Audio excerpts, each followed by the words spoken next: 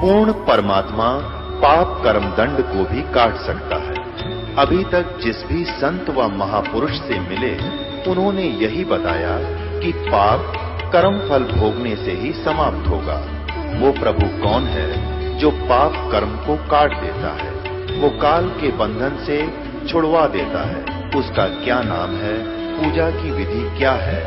कृपया अवश्य सुनिए जगत गुरु तत्वदर्शी संत रामपाल जी महाराज के अमृत वचन। संवत 1784 को परमात्मा वो सतपुरुष जो लीला करता है, उसी तरीके से एक जिंदा महात्मा का रूप बना के सचखंड से सतलोक से चलकर आए और वहाँ थोड़ी सी दूरी पर आकर पृथ्वी पर पैदल चल पड़े। उस समय ये सभी पाली गवाले खाना खा रहे थे। परमात्मा एक अतिथि रूप में संत रूप में देख करके रास्ता साथ से गुजरता था उस वृक्ष के, जिस वृक्ष के नीचे वो खाना खा रहे थे। पालियों ने कहा महात्मा जी भोजन खा लो। परमेश्वर ने कहा भोजन तो मैं खा के आया हूं भाई। फिर उन्होंने कहा जी भोजन नहीं खाओगे तो दूध तो पीना पड़ेगा। हम महात्मा को अतिथि को ऐसे नहीं जाने देते, हमें पाप लगता है। परमात्मा तो गए उसी उद्देश्य थे कि मैं वहां बैठूं। परमात्मा बैठ गए और कहा भी दूध पिलाना चाहते हो तो कंवारी गाय का पीता हूं। जो पाली थे बड़ी उम्र के वो कहने लगे बाबा जी फिर दूध पीने की नीयत ठीक नहीं, आप तो मजाक करते हो। कंवारी गाय दूध देती है। 10 वर्ष के बालक खड़े हुए आदरणीय गरीबदास साहिब जी एक कंवारी बछिया को लाए पकड़कर, जिसने दूध पीना छोड़ रखा था, लगभग 1.5 वर्ष की हो चुकी थी, और कहा महाराज जी बाबा जी ये दूध कैसे देगी, बच्चा तो है नहीं इसके। परमात्मा ने कहा कोई पात्र खाली है तुम्हारे पास? कहा जी एक 5-6 किलो का छोटा मटका होता था, लस्सी वगैरह ले जाते थे, वो मांझ धो के साफ कर रखा था। परमात्मा ने कहा इसके थनों के नीचे रखो स्तन के। गरीबदास जी पकड़ के बैठ गए, छोटा सा बच्चे।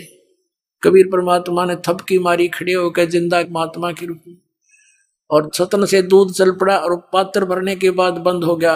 बोलो सतगुरुदेव।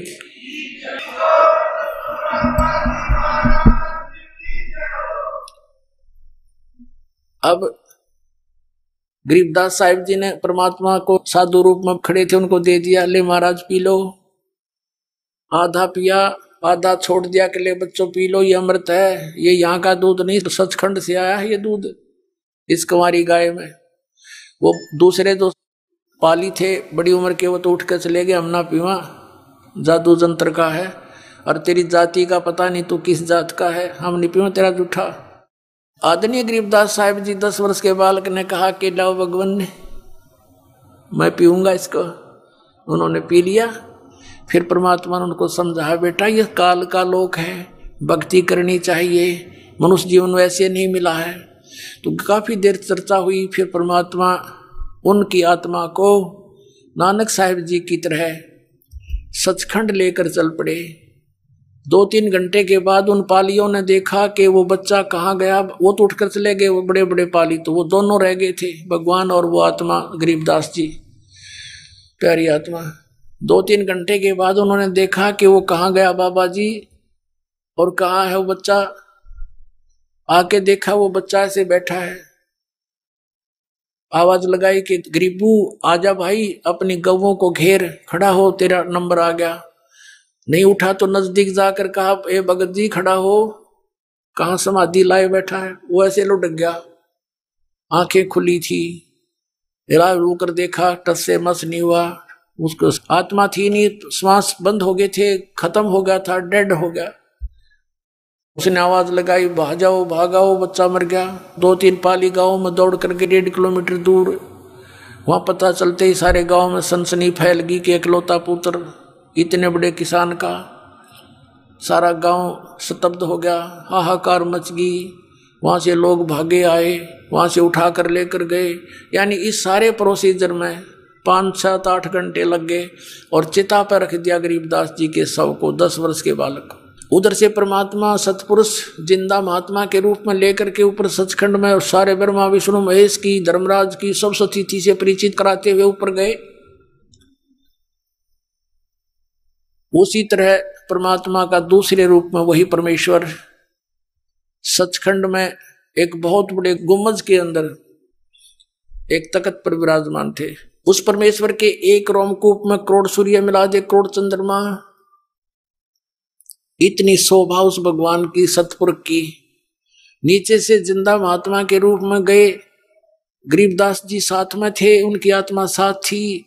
तो जिंदा महात्मा के वेश में नीचे से गए हुए प्रभु ने अपने दूसरे रूप पर चंवर करना शुरू किया। अब गरीबदास जी सोचने लगे कि भगवान तो ये है जो तख्त पर बैठा, और ये बाबा जी यहाँ का इनका कोई नौकर नाकर है। इतना सोच ही रहे थे, तभी वो तेजो में शरीर वाला भगवान खड़े हुए और जिंदा महात्मा बाबा जी रूप में उस तख्त पर विराजमान हो गए जहां पर भगवान विराजमान थे। और वो तेजो में शरीर युक्त परमात्मा जिंदा आत्मा वाले शरीर पर चंवर करने लगे, नौकर की तरह, सेवक की तरह। गरीबदास जी ने सोचा है बाबा जी अच्छा अंडी भाई, भगवान भी इसके ऊपर चंवर करे, यूं क्या है, ऐसा समझ में नहीं आया। बालक था। इतनी देर में तेजो में शरीर उस नीचे से गए हुए जिंदा महात्मा के शरीर में समा गया और अकेले कबीर परमात्मा उस जिंदा महात्मा रूप में अनंत कोट ब्रह्मांड के मालिक के सिंहासन पर विराजमान थे और चंवर अपने आप होने लगा। तब परमात्मा ने कहा बेटा मैं सर्वश्रेष्ठी रचनहार हूं और मेरा वास्तविक नाम कबीर देव है। मुसलमान मुझे अल्लाहू अकबर कहते हैं और वेदों में मुझे कबीर देव नाम से बोला गया है। और मैं 120 वर्ष तक काशी शहर में रहा था, धानक रूप में, जुलाहे रूप में। मैं ही आदरणीय धर्मदास जी को मिला था, मैं ही आदरणीय मुल्कदास और दादू साहिब को मिला था, मैं ही नानक साहिब जी को मिला था, आदरणीय नानक साहिब जी को। और बेटा अब आज तुझे मैं ही मिला हूं और आप वापस जाओ, नहीं तेरे शरीर को खत्म करने वाले हैं, चिता पर रख दिया है। वहां जाकर के गरीबदास जी ने कहा था प्रभु मुझे वापस ना भेजो, वो तो गंदा लोक है भगवान, वहां तो जाते पता नहीं कब मृत्यु हो जाए, हाहाकार मचा हुआ है, ये तो बहुत सुंदर लोक है, ये सब भाई बहन यहाँ घूम रहे हैं, कितने सुखी हैं। तब परमात्मा ने कहा कि वो तुम्हारे भाई बहन हैं जो नीचे गए हैं, उनको काल ने मिसगाइड कर रखा, धोखा दे कर रखा हुआ है। तुम बेटा जा, मैं तेरे साथ रहूंगा, लेकिन भक्ति करके वापस आ सकते हो, ऐसे नहीं रख सकता मैं।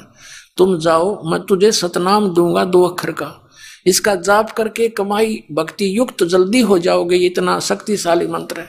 और फिर आना और सभी को समझाना, और ये आंखों देखा वर्णन बेटा तो लिपिबद्ध करवाना, आने वाले समय में तुम्हारे भाई बहनों के काम आएगा और वो सभी काल के जाल से छूट जाएंगे। नहीं तो बेटा बहुत अनर्थ हो रहा है। इस बात को सुनकर गरीबदास जी गदगद हो गए कि जो आपकी आज्ञा प्रभु। तो उधर चिता में अग्नि लगाने वाले ही थे तो वापस छोड़ दिया और गरीबदास जी ऐसे हिलने लगे, सब बंधन अपने आप हट गए, टूट गए जो बांध रखे थे अर्थी पर। खड़े होकर के चल पड़े और वो वाणी आंखों देखी जो मालिक ने उसके अंदर फीड कर दी थी, कबीर परमेश्वर ने वही यथार्थ वाणी बोलनी शुरू कर दी। अनंत कोट ब्रह्मांड का एक रति नहीं भारे, सतगुरु पुरुष कबीर हैं ये कुल के सिरजनहार। 3 वर्ष तक वो ऐसी वाणी बोलता रहा। गांव वालों ने समझा ये मेंटल हो गया, पागल हो गया। अब जो उस अमृतवाणी से परिचित नहीं थे उनको तो उठपटांग लग गई थी। 3 वर्ष के बाद एक दादूपंथी संत गोपाल दास आ गया। अब समय का अभाव है, थोड़ा शॉर्ट में बताऊंगा। उस गोपाल दास ने पूछा कि बेटा तुझे कौन मिला था जो तेरे जीवन का नाश कर गया, तुझे पागल बना गया? तब उन्होंने कहा था हम सुल्तानी नानक तारे दादू को उपदेश दिया, जात जुलाहा भेद न पाया वो काशी माहे कबीर हुआ। ओए होए। गरीबदास साहिब जी ने कहा 13 वर्ष के बालक ने जो आंखों देखा हुआ था, सारी दिव्यदृष्टि खुल गई थी। तब कहा था हम सभी अब्राहिम सुल्तान अधम, हम सुल्तानी नानक जी सिख धर्म के प्रवर्तक और दादू जी हम सुल्तानी नानक तारे दादू को उपदेश दिया, और जात जुलाहा भेद नहीं पाया, काशी माए कबीर हुआ। अपने आत्माओं गरीबदास जी ने बताया कि जाखी वेख कबीर की नानक की तीवा, और वह सिखा के गल पड़ी कौन छुटावे था। अब कहने का भाव ये है, जैसे वाहे गुरु नानक साहिब जी ने जो बोला था, इस परमात्मा की झांकी यानी नजारा देखा सतलोक में, वाहे गुरु, और सतनाम से मोक्ष से, और तो कोई नाम ही जाप का नहीं, तो सतनाम श्री वाहे गुरु, वाह गुरु, एक सच्चे गुरु धन्यवाद है तेरा, और आपने ऐसा मंत्र मुझे बता दिया जिससे कल्याण मेरा होगा। लेकिन उनको मना कर दिया था, प्यारी आत्माओं अभी ना बताना, धर्मदास मेरी लाख दुहाई, और ये सार नाम की तबार ना जाई, सार नाम बार जो पढ़ी बिचली पीढ़ी हंस नहीं तरही। आदरणीय गरीबदास साहिब जी ने बताया कि झांकी वेख कबीर की, जैसे 26 जनवरी के ऊपर सभी प्रांतों की एक मॉडल बना बना के झांकियां निकाली जाती हैं, जो भी वहां पर हो रहा है वो नजारा सारा दिखाया जाता है मॉडल से। तो ऐसे सतलोक का नजारा देखकर उस पुण्यात्मा नानक जी ने वाह गुरु वाह वाह वाह वाह करी थी। कहते वाह सिखा का गलपड़ी कौन छुटावे था। अब जब तक सतनाम ग्रहण नहीं करेंगे तो मोक्ष नहीं हो सकता, क्योंकि जिस नाम का जाप नानक साहिब जी ने किया उसी का हमने करना पड़ेगा। उस समय मना करने का उद्देश्य कारण क्या था, ये दास ने आपको बता दिया कि उस समय डिस्क्लोज नहीं करना था। यो एक समय ये दास अपने सेवक की दुकान पर बैठा था, रेलवे रोड रोहतक में। वहां एक खराती लाल अरोड़ा आ गया। उस सेवक ने बताया कि ये गुरुद्वारे में सेवा किया करता है, ये पाठी भी रहा है। वो भी बैठ गया। मैंने चर्चा चला दी। मैंने कहा कि आप क्या नाम जाप करते हो। उसने कहा कि मैंने 40 वर्ष से गुरुद्वारे की सेवा की है। वहाँ गुरुद्वारा बना हुआ है दुर्गा मंदिर के साथ में भिवानी स्टैंड पे। तो उसने बताया कि मैं पाठी भी रहा हूँ, वाहे गुरु नाम जाप करते हैं। मैंने कहा गुरुजी ने तो वाहे गुरु नहीं जाप किया, नानक साहिब जी तो वो बताया मैंने उसको ये नाम जाप करते थे। वो कहता है वो तो साढ़े गुरुआ ने करना सी, असी नहीं करना। मैं कहा वाह भाई वाह।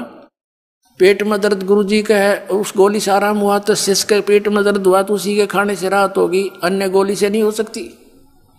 वो नहीं माना क्योंकि वो तो फीड हो चुके थे कि गुरुजी ने मना कर रखा है नाम जाप ही नहीं करना। पर ये नहीं सोचा कि किस आधार से मना किया था उन्होंने और किस समय के लिए किया था। अब वो समय आ गया इस नाम के जाप करने का। जाप करो बेड़ा पार करवाओ, आओ बरवाला आश्रम में। बोलो सतगुरुदेव।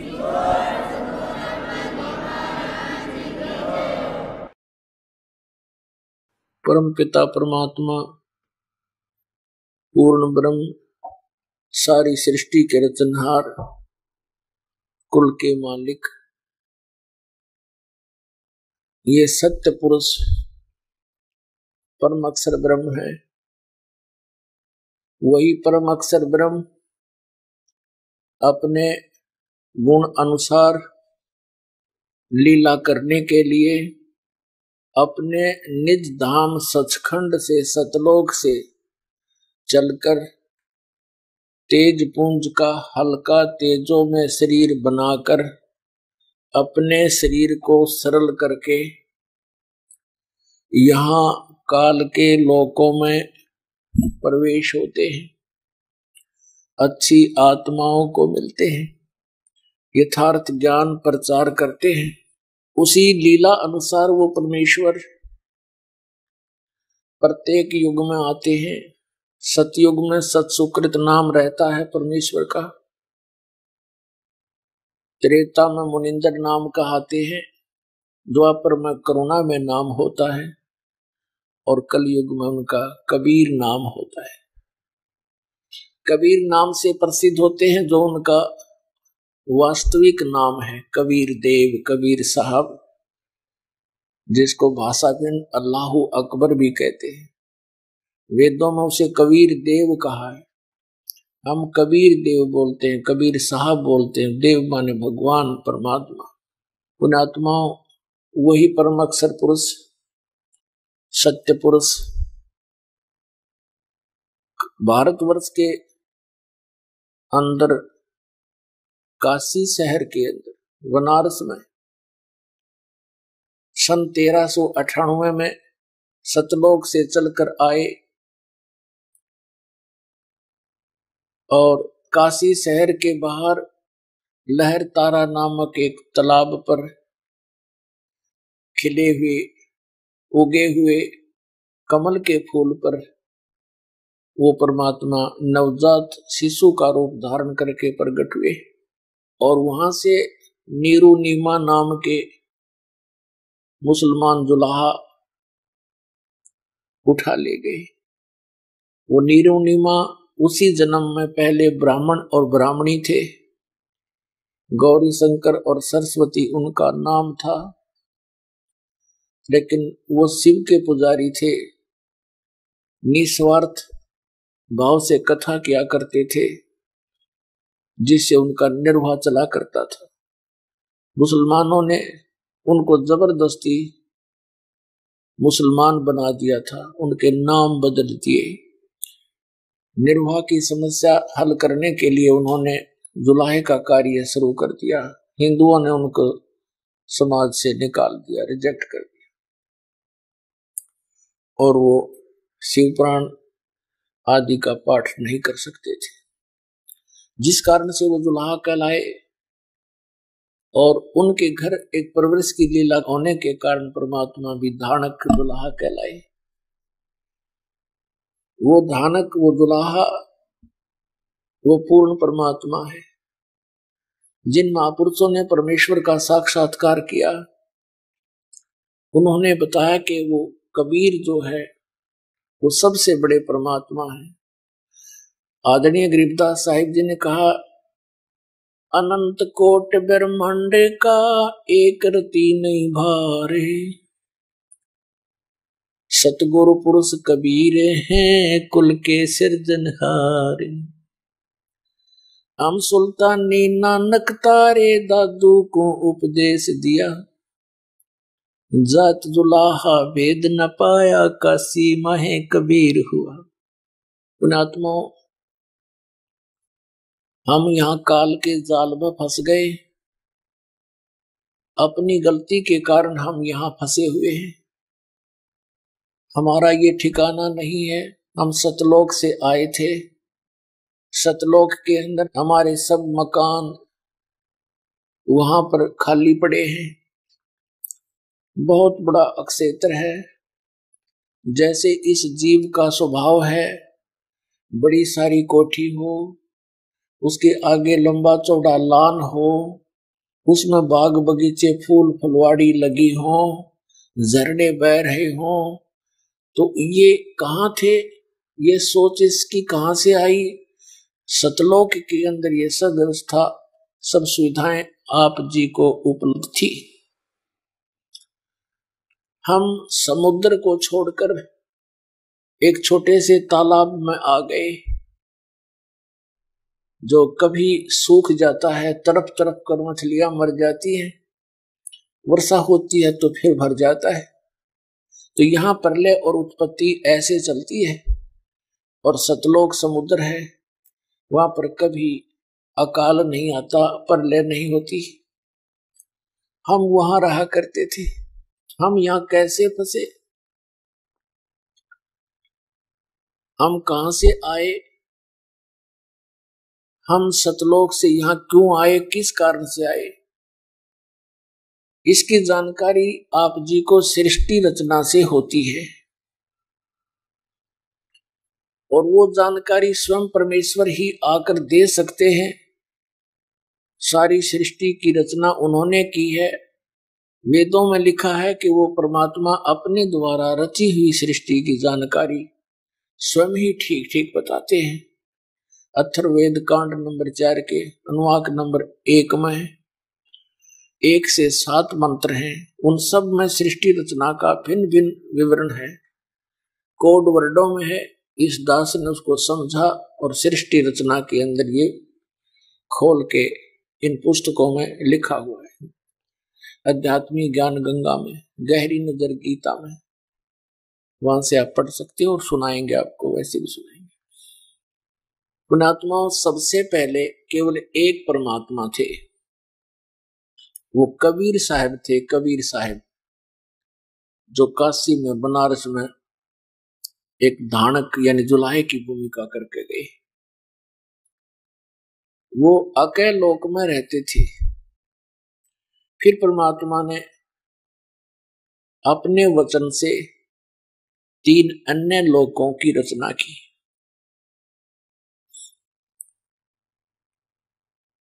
अकेले लोक से नीचे अगम लोक, उससे नीचे अलख लोक और सबसे नीचे सतलोक। और वही कबीर देव, कबीर साहब अन्य 3 लोकों में भी स्वयं ही अन्य रूप धारण करके अलग अलग स्थानों पर स्वयं ही विराजमान हुए। अब हम सचखंड से स्टार्ट करेंगे।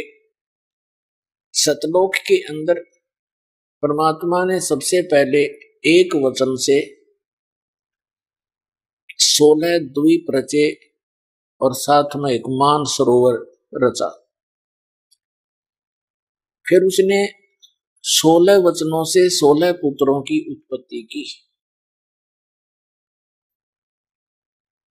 जिनमें से एक अचिंत नाम का पुत्र भी है। और 16 पुत्रों को अलग अलग द्वीपों में रहने की आज्ञा दे दी। वे वहां रहने लगे। परमेश्वर ने अचिंत से कहा कि तू आगे सृष्टि रच। अब अचिंत ने अपने वचन से अक्षर पुरुष की उत्पत्ति की। अक्षर पुरुष मानसरोवर में जाकर सो गया, नहाने गया था, वहां लेट गया, गहरी नींद आ गई। वहां श्वासों से शरीर नहीं है। सतलोक के अंदर बहुत देर तक जब बाहर नहीं निकला तो परमात्मा ने उसी सरोवर से जल उठाया, अपने वचन से एक अंडा बनाया। अंडे में एक आत्मा अपने वचन से प्रवेश की, उसको नीचे छोड़ दिया। अंडा गड़गड़ गड़गड़ करता हुआ नीचे को जा रहा था। अक्षर पुरुष की निद्रा भंग होगी और वो क्रोध से कुछ कोप सा उसके अंदर था कि किसने मेरी निद्रा भंग कर दी। आंखें खोली तो सामने एक अंडा था। उसका जो क्रोध था, जैसे आज भी यही वृत्ति हमारे अंदर है, कोई सूते व्यक्ति को जगा देता है, एकदम वो महसूस करता है कि तूने क्यों उठा दिया। इस दृष्टिकोण से उसने कुछ क्रोध से देखा, वो कोप अंडे से टकराया, अंडे 2 भाग हो गया। उसमें से ये ज्योत निरंजन काल निकला। इसको कैल बोलते हैं, कैल। काल तो यू बाद में बना। इसी को सरपुरुष भी कहते हैं, इसी को ब्रह्म भी कहते हैं। परमात्मा ने कहा कि तुम दोनों बाहर आओ। अक्षर पुरुष तुम निद्रा में थे, तुम्हें जगाने के लिए ये सब क्रिया की और बाहर आ जाओ। जब वो दोनों बाहर आ गए, सरपुरुष और अक्षर पुरुष, ये काल ज्योत निरंजन और अक्षर पुरुष, ये दोनों बाहर आए। तब परमात्मा ने कहा कि तुम दोनों जाओ, अचिंत के द्वीप में रहो। और अचिंत से कहा कि पुत्र, समर्थ के काम को समर्थ ही कर सकता है। जिसका काम उसी को साजे, और करे तो मूर्ख बाजे। अब ये झटका अपने पुत्र को इसलिए दिया था परमात्मा ने कि कहीं ये फिर टांग ना अड़ा दें बीच में। अब इनको दिखा दूं तुम्हारी कितनी सामर्थ्य है, तुम्हारा कितना सामर्थ्य है, तुम कितना काम कर सकते हो। अचिंत ने भी कान पकड़ लिए कि दाता, आपके कार्य को आप ही कर सकते हो। उसके पश्चात परमेश्वर ने हम सभी आत्माओं की उत्पत्ति की अपने वचन से, और हमें सबको अलग अलग द्वीप दे दिए रहने के लिए।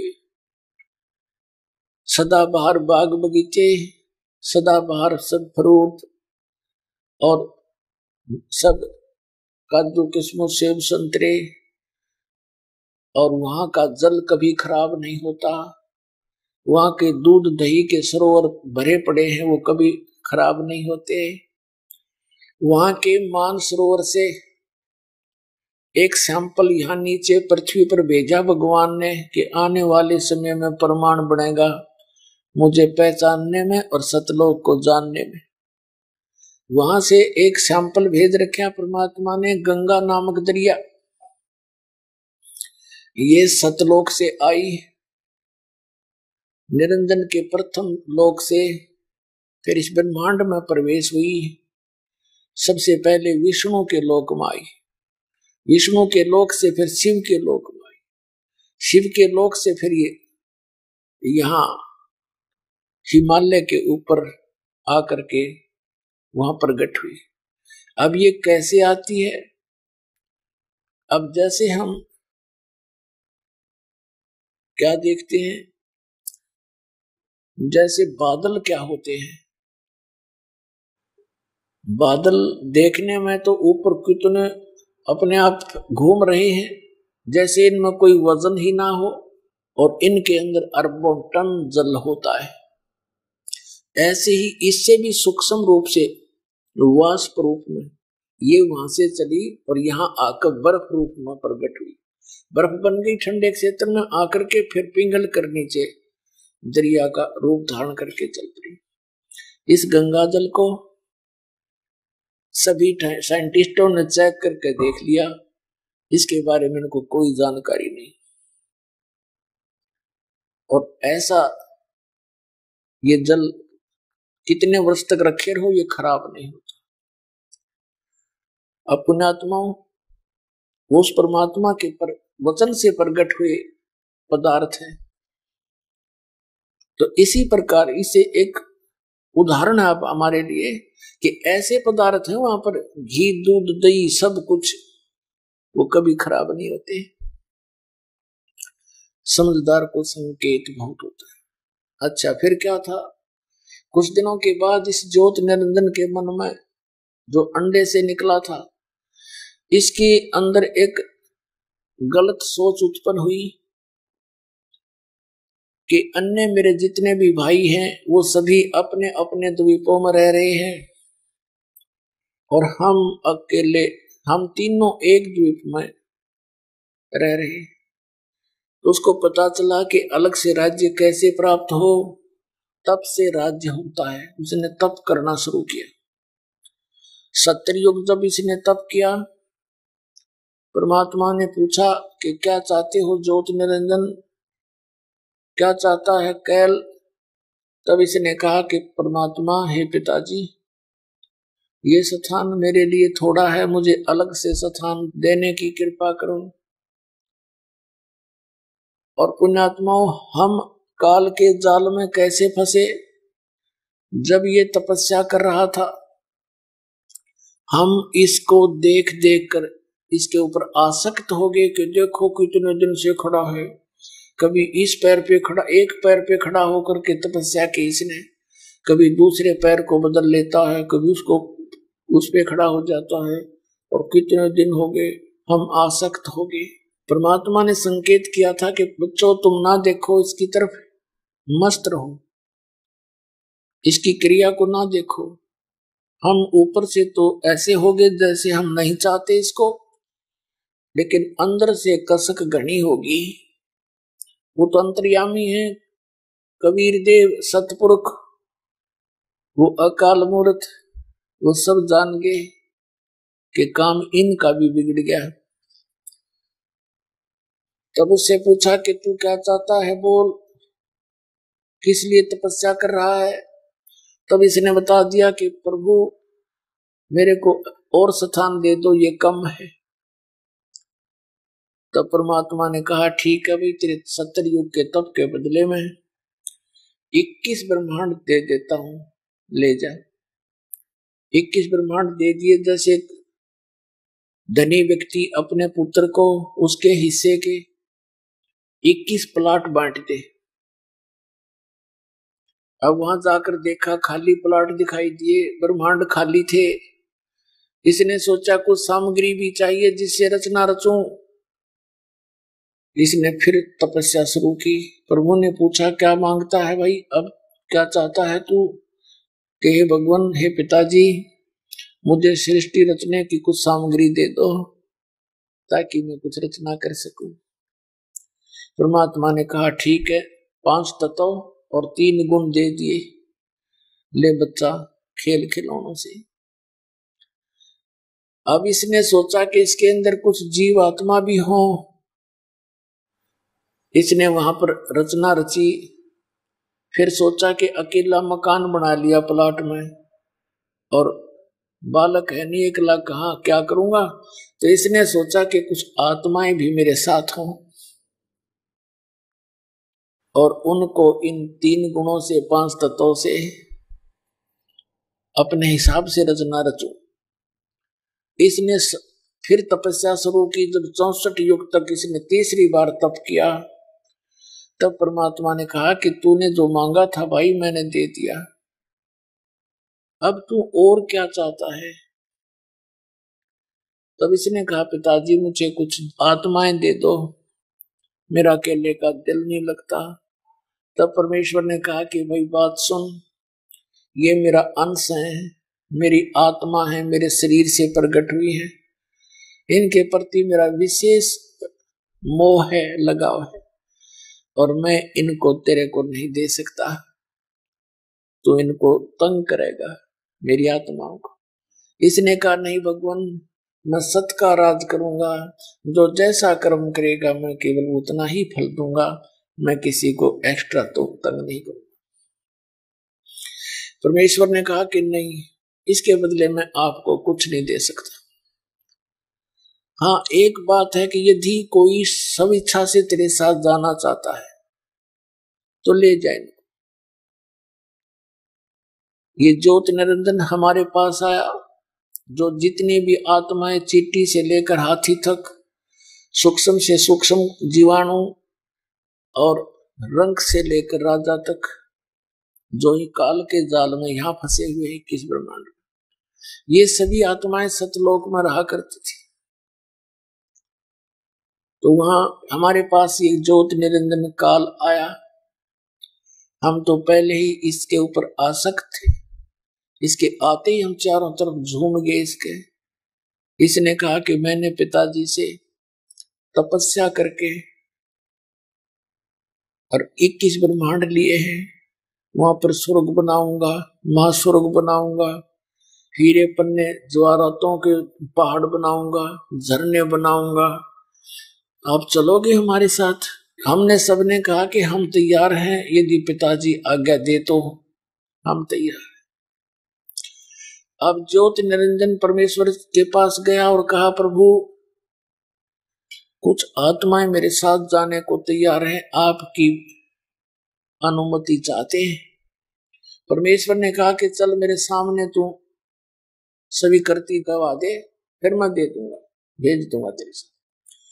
परमात्मा हमारे पास आए, साथ में ज्योति निरंजन। परमेश्वर ने कहा कि जो आत्मा ज्योति निरंजन के साथ इसके लोक में रहना चाहते हैं वो सभी करती दे, हाथ उठाओ।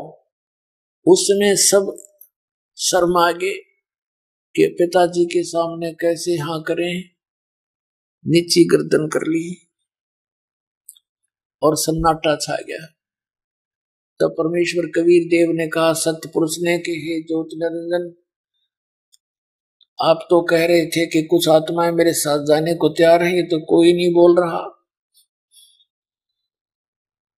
तब एक आत्मा ने सोचा कि अब चूक गए तो चुके गए, फिर कभी नहीं जा पाऊंगे इसके साथ।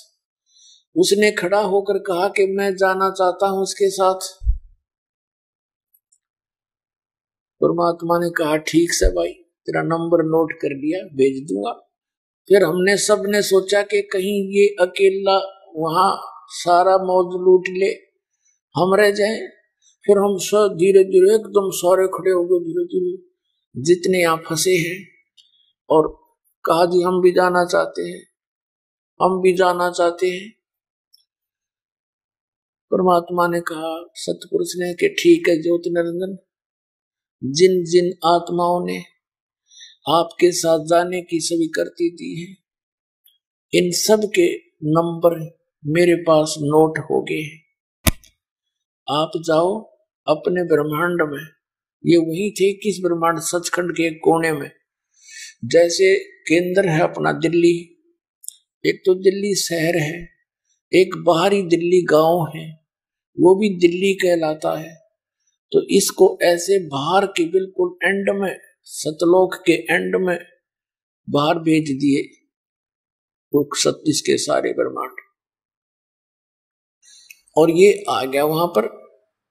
पीछे से परमात्मा ने, जिस आत्मा ने सबसे पहले स्वीकृति दी थी, उसका स्त्री बना दिया, एक युवा लड़की बना दिया। उसके स्त्री इंद्री नहीं लगाई, बाकी शेष अंग इंद्री स्त्री वाले बना दिए। और उसके अंदर हम सभी आत्माओं को बीज रूप में, सूक्ष्म रूप में अपने वचन से प्रवेश कर दिया। उसका नाम प्रकृति देवी रखा, उसको माया भी कहने लगे। तो इस प्रकृति देवी नाम रखा, आगे चल के ये दुर्गा कहलाई, देवी दुर्गा कहलाई। और इससे परमात्मा ने कहा, बेटी मैंने तुझे वचन शक्ति दे दी है, और सभी जीव जिन्होंने उसके पास जाने की, काल के पास जाने की स्वीकृति, सहमति व्यक्त की थी, उन सबको तेरे अंदर बेटा फीड कर दिया है। अब वचन से तू जितने जीव चाहेगी, और वो काल ज्योति निरंजन जितने जीव है तो उत्पन्न कर सकती है, नर और मादा। और अब जाओ आप उस ज्योति निरंजन के लोक में। दुर्गा को यानी देवी को वहां भेजने के लिए अपने पुत्र सहजदास से कहा कि सहजदास जा अपनी बहन को ज्योति निरंजन के पास छोड़िया, और उसको बता देना कि जिन जिन आत्माओं ने तेरे साथ जाने के लिए सहमति व्यक्त की थी, सब इसके अंदर प्रवेश कर दिए, और ये लड़की को शब्द शक्ति दे दी है, जितने जीव तू कहेगा ये पर बना देगी, वचन से उत्पन्न कर देगी।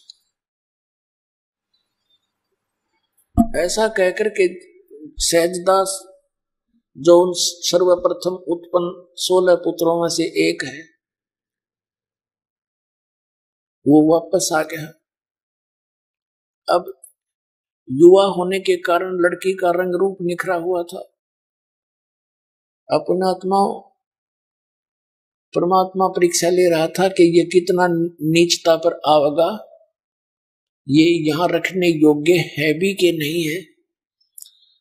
तो ज्योति निरंजन ने जब देखा अकेली लड़की को, इसके अंदर वासना उत्पन्न होगी, इतनी प्रबल वासना होगी, रजोगुण से प्रभावित हो गया, इसने उस लड़की के साथ, दुर्गा के साथ दुर्व्यवहार करना चाहा। दुर्गा ने कहा, प्रकृति देवी ने कहा कि ज्योति निरंजन कुछ होश में आ, देख बात सुन, तू मेरा बड़ा भाई है, परमात्मा के वचन से तेरी उत्पत्ति अंडे से हुई है, और फिर मेरी उत्पत्ति भी उसी परमात्मा ने की है। तू मेरा बड़ा भाई, मैं तेरी छोटी बहन हूं, तू जुल्म ना करे मेरे साथ, ऐसा पाप ना करे, ऐसा अपराध ना कर, तू पाप का भागी बनेगा। मेरे पास सबद शक्ति है, पिता ने दी है, जितने जीव तू कहेगा मैं उत्पन्न कर दूंगी। लेकिन ये इतना अंधा हो गया, इसने बलात्कार करने की ठानी, और लड़की ने देखा कि अब ये तेरी इज्जत कहीं सुरक्षित नहीं है। जो इसने अभद्र तरीके से मुंह खोला हुआ था बकवाद करने के लिए, दुर्गा ने सूक्ष्म रूप बनाया, इसके पेट में चली गई। वहां से पुकार किया, पिताजी मेरी रक्षा करो, मेरी रक्षा करो, मेरे साथ बदतमीजी कर रहा है ये। तब परमेश्वर स्वयं आए, अपने पुत्र जोगजीत का रूप बना के, जोगजीत भी सर्वप्रथम उत्पन्न 16 पुत्रों में से एक है, उसका रूप धारण करके स्वयं वहां प्रकट हो गए 21 ब्रह्मांड में, जो सतलोक के अंतिम छोर पर थे। तो वहां कहा कि ज्योत निरंजन सुन ले आदेश परम पिता का, तूने बहुत जुल्म कर दिया। उस लड़की को उसके पेट से निकाला, उसके पेट को चीर दिया उंगली से। संत परमात्मा की वचन में शक्ति होती है, और लड़की बाहर आ गई, उसका पेट वैसे ही फिर एज इट इज हो गया। ये दुर्गा बाहर आ गई और ज्योति निरंजन से कहा कि आज से तेरा नाम काल होगा। 1 लाख मानव शरीरधारी प्राणियों का तू नित आहार करेगा और 1.25 लाख की उत्पत्ति तू प्रतिदिन करेगा। और निकलता हुआ यहां से अपने 21 ब्रह्मांड को लेकर यहां से बहुत दूर चला जा तू। इतना कहकर जोगजीत रूप में परमात्मा अंतर ध्यान हुए और 21 ब्रह्मांड ऐसे चल पड़े वहां से जैसे विमान चलता है, और सतलोक से 16 शंख कोश की दूरी पर आकर के ये चक्कर काटने लगे। अब पुण्यात्माओं, हमारे अंदर ये जो बुराई लगी कि हम किसी हीरो या हीरोइन को, अभिनेता अभिनेत्री को देख करके वो अपनी रोजी रोटी के लिए चटक मटक कर रहे होते हैं, और ये युवा बच्चे उन पर आसक्त हो जाते हैं, और इतने आसक्त हो जाते हैं हटाए नहीं हटते। उनमें से कोई एक आ जावे बरवाला में, हिसार जिला के बरवाला शहर में, और देखो इन बच्चों की वहां कट हो जाएगा, कितनी भीड़ बन जाएगी। इतने दूर से देखेंगे 1 किलोमीटर से, वो खड़ा वो खड़ी, लेना एक न देने दो धक्के खान की, इनका बस की बात नहीं। ये बुराई हमारे वहां से लगी थी जब हम इस काल को देखकर आसक्त हुए थे। उसके बाद जैसे वृत्ति इस जीव की आज भी वही है क्या, कहीं एकांत में इकलौती लड़की को देखकर मन में बहुत प्रकार के दोष उत्पन्न हो जाते। ठीक है, बुद्धिमान व्यक्ति अपने ऊंच नीच को सोचकर मन को थाम लेता है, दुष्ट टाइप के लोग वो अपराध कर ही डालते। तो पुण्यात्माओं, उसके बाद जब काल ने कहा दुर्गा से कि अब मेरा कौन के बिगाड़ेगा, 21 ब्रह्मांड का मैं ही स्वामी हूं, जो मनमानी बात करूंगा, अब तू क्या करेगी। उसने फिर कोशिश की वही बदतमीजी करने की। दुर्गा ने इसको फिर से समझाया कि ज्योति निरंजन जुल्म ना करे, बात सुन, पहले तो तू मेरा बड़ा भाई, मैं तेरी बहन छोटी, और दूसरे में तेरे पेट से बाहर आई तेरी बेटी होगी, कम से कम पुत्री और बाप का नाता तो रख ले। इसने एक नहीं सुनी और अपने वासना का शिकार होकर के दुर्गा को स्त्री इंद्रिय अपने नाखूनों से बनाई और गृहस्थी कर्म करके 3 पुत्रों की उत्पत्ति की।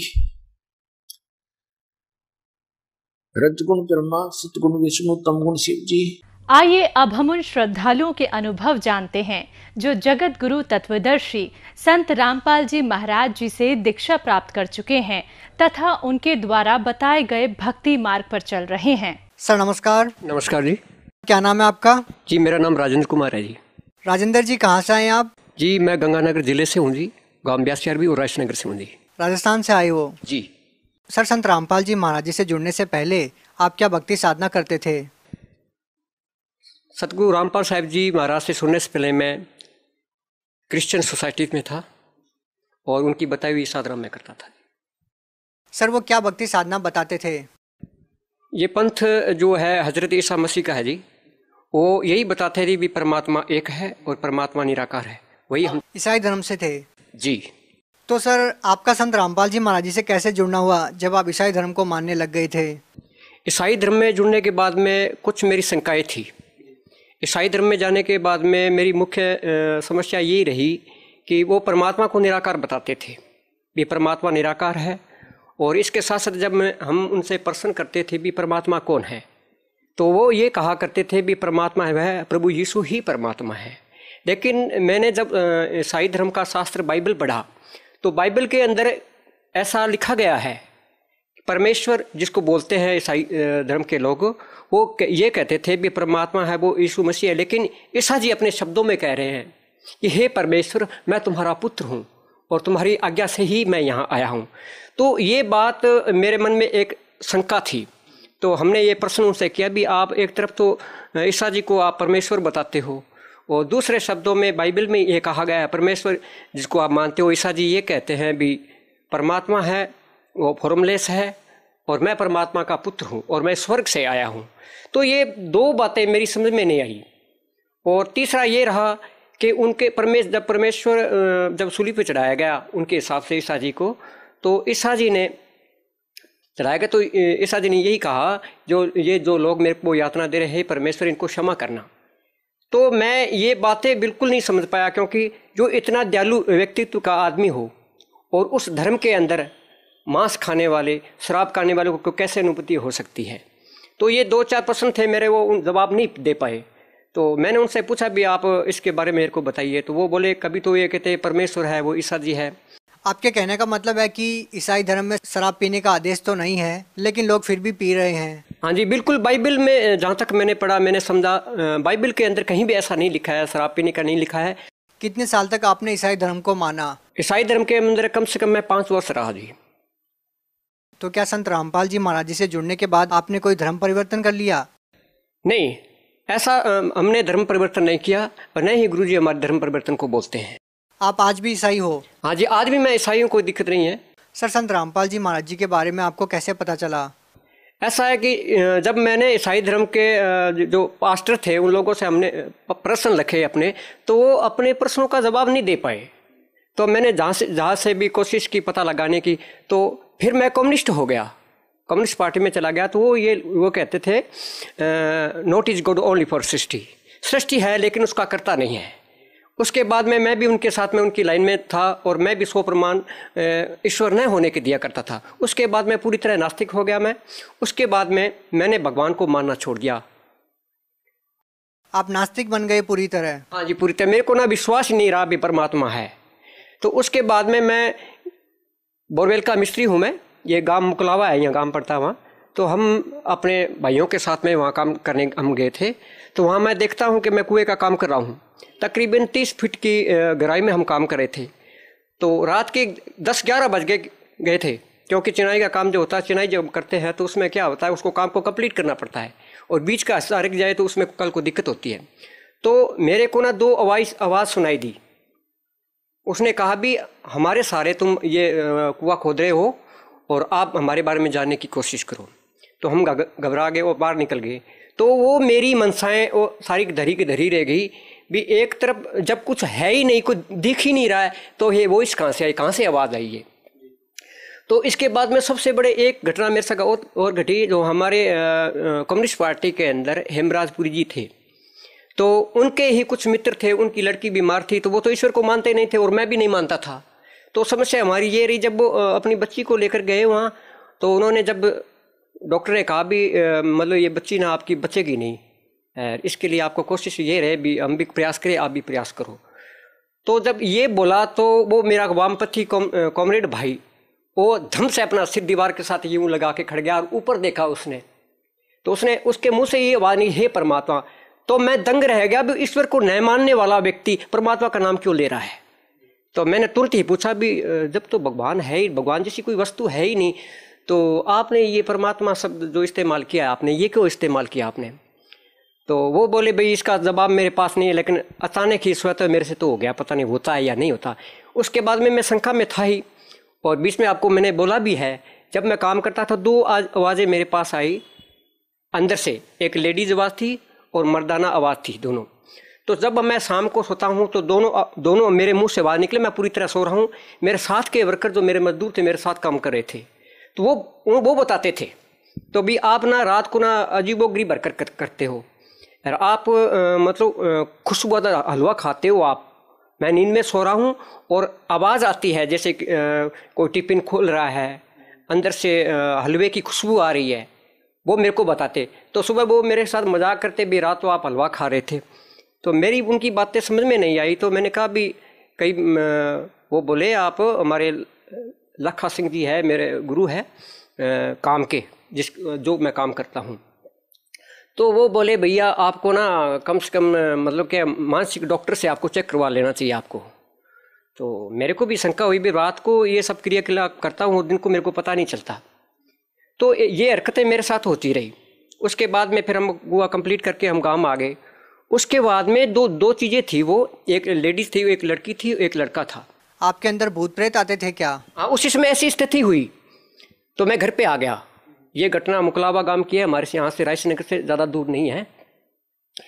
तो क्या हुआ जी, वहाँ जब ये हरकत मेरे साथ होती थी तो एक दिन क्या, जब मैं घर पे आया तो वो चीज़ें प्रकट हो गई मेरे सामने। तो वो बोले भी हम मतलब कि मुकलावा गांव से हैं और मैं सर्प योनि में हैं, एक जन्म में हमें यहाँ ख़त्म कर दिया गया जब हम अपने मतलब कि मुकलावा अपना कंप्लीट करके हम जा रहे थे, और वो मतलब प्रेत आत्मा में प्रवेश करके वो मेरे पास रहते थे।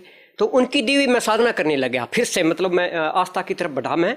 मतलब आप भूत प्रेत की साधना कर रहे थे, देव देवताओं की नहीं कर रहे थे? मुझे नहीं लगता भी वो भूत प्रेत थे, मेरे लिए तो वो देव थे, क्योंकि उनको मानता था। मुझे ये नहीं पता था ये साधना करनी चाहिए कि नहीं करनी चाहिए।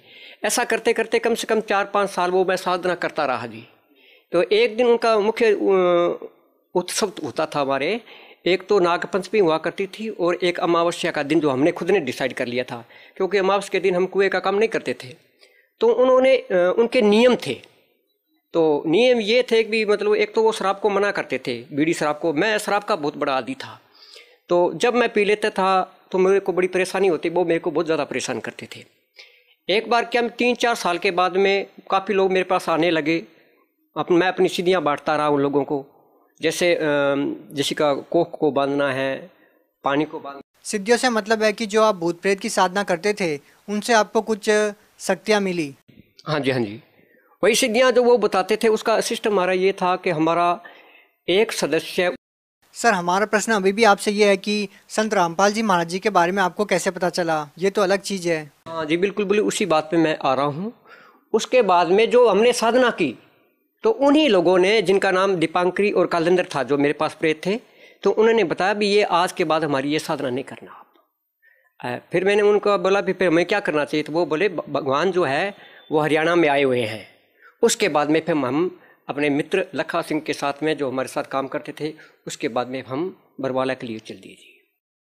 नहीं सर, संत रामपाल जी महाराज जी के बारे में जिक्र कहाँ से आया? क्या संत रामपाल जी महाराज जी के बारे में आपको भूत प्रेतों ने बताया? हाँ जी, हाँ जी, बिल्कुल। संत रामपाल जी के संबंध में उन्होंने बताया, आखिरी हमारी नागपंचमी रही होगी वो, तो उन्होंने कहा भी आज के बाद हमारी ये साधना नहीं करना, आपको ईश्वर की साधना करनी चाहिए।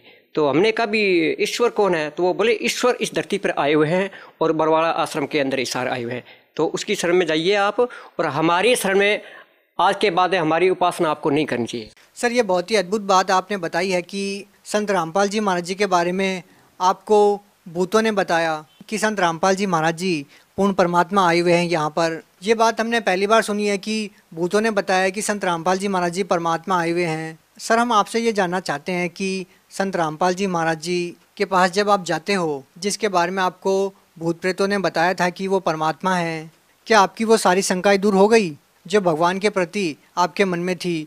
हाँ, बिल्कुल 100% हमारी जो भी शंकाएं थी ईश्वर के प्रति, वो पूरी तरह दूर हुई, और मैं आस्था के लगाव में रहा और मैंने परमात्मा को पा लिया।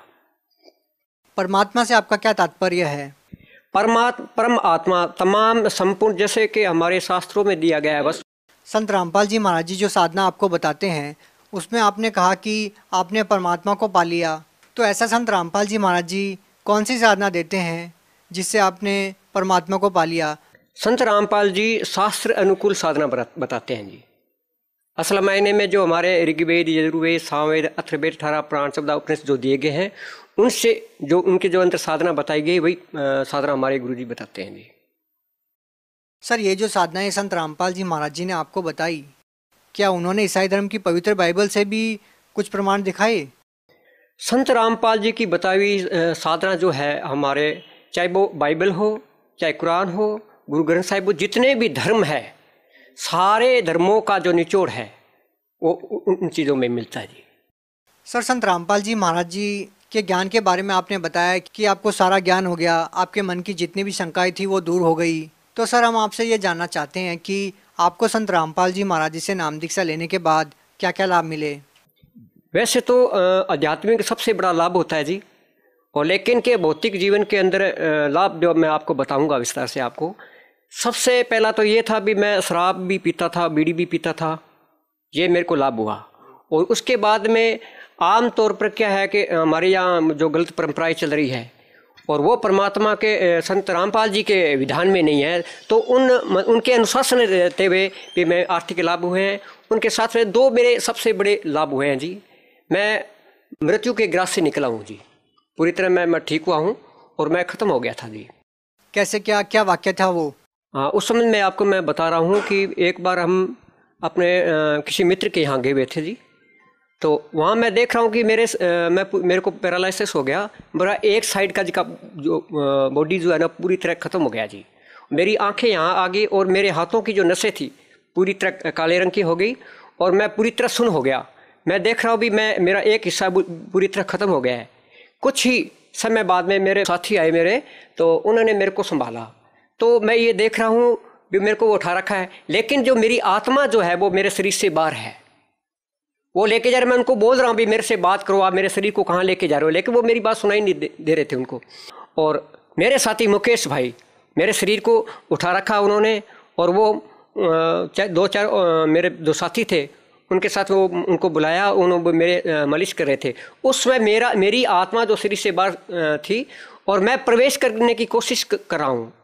अचानक से संत रामपाल जी प्रकट हुए और उन्होंने मेरे से पीछे से यहाँ से पकड़ा ऐसे, और ऐसे हवा में झूल रहा हूँ, मेरा शरीर मतलब जो है आत्मा झूल रही है, मैं प्रवेश करने की कोशिश कर रहा हूँ। लेकिन गुरुजी प्रकट होते गुरुजी ने कहा कि जब आपको साधना के अंतर बताया गया है कि आपको अपनी सिद्धि का इस्तेमाल नहीं करना है, और ये जो समय मैं आपको जीवन दान दे रहा हूँ, ये भक्ति के लिए दे रहा हूँ। इसके बाद मैं अपने शरीर में प्रवेश कर गया, उसके बाद में मैं ठीक हुआ। सर, क्या क्या लाभ मिले? उसके बाद में वैसे मैंने पहले भी जिक्र कर रखा है कि मैं बोरवेल का मिस्त्री हूँ। एक बार हम कुएं की चढ़ाई करे थे, 30 फुट के ऊपर से मसाले की भरी हुई बाल्टी मेरे ऊपर गिर गई। तो उसके बाद में वहाँ मेरी मृत्यु होनी थी। 30 फुट की गहराई के अंदर से जब मैं नीचे चढ़ाई कर रहा था, ऊपर से क्या बाल्टी गिरी, उससे क्या हुआ, मेरा ऊपर जोर से पड़ा, तो उसमें बेहोश हो गया। लेकिन क्या है, मेरे को एक इंजेक्शन तक लगाने की जरूरत नहीं पड़ी और मैं संत रामपाल जी की दया से आज मैं संपूर्ण ठीक हुई। सर, आप भगत समाज को क्या संदेश देना चाहते हैं? संपूर्ण भाइयों को मैं यही संदेश देना चाहता हूँ कि शास्त्र अनुकूल साधना संत रामपाल जी महाराज बता रहे हैं, और उससे पहले अपने शास्त्रों को पढ़ो। उनकी दिव्य पुस्तकें जीने की राह है, ज्ञान गंगा है, उनको पढ़िए आप। और पढ़ने के बाद में संत रामपाल जी से नाम ले सकते हैं और अपना कल्याण करवा सकते हैं जी। धन्यवाद। धन्यवाद।